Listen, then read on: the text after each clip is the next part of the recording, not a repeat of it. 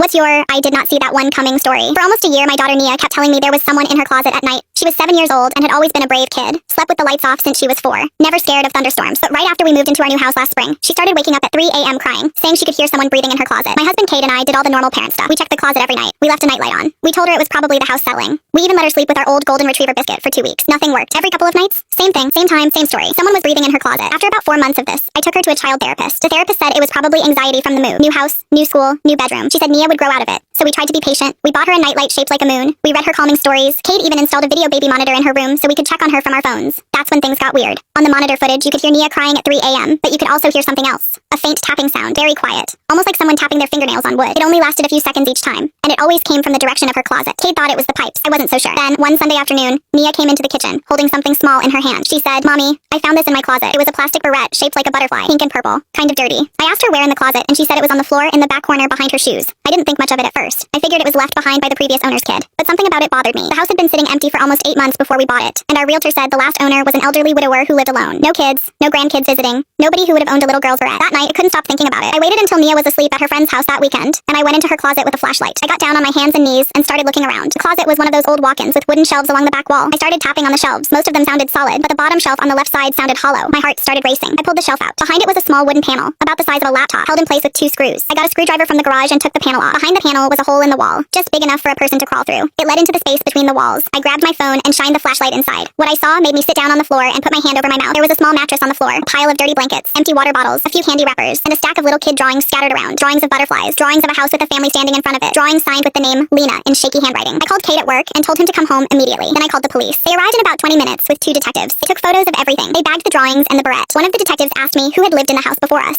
I told him what the realtor told me, an old man living alone. He wrote it down and asked me if we'd ever met the old man. We hadn't. He died before the house went on the market. 3 weeks later, the detective called me and asked if I could come down to the station. When I got there, he sat me down in a small room and slid a photograph across the table. It was a school picture of a little girl, maybe 6 years old, with brown hair and pigtails and a big gap-toothed smile. She was wearing a pink and purple butterfly barrette. He said her name was Lena Voss. She had disappeared from a park 2 towns over in 2011. She was never found. Her case had gone cold years ago. The old man who had lived in our house had been questioned back in 2011 because his truck was seen near the park that day. But he had an alibi and there was no physical evidence, so they let him go. He lived in that house alone for 12 more years before he died. The detective told me they had gone back into the walls with a full forensic team. Behind the space where the mattress was, there was another panel, and behind that panel was a small crawl space that led down under the house. That's where they found her. Nia's closet had been sharing a wall with Lena for 12 years.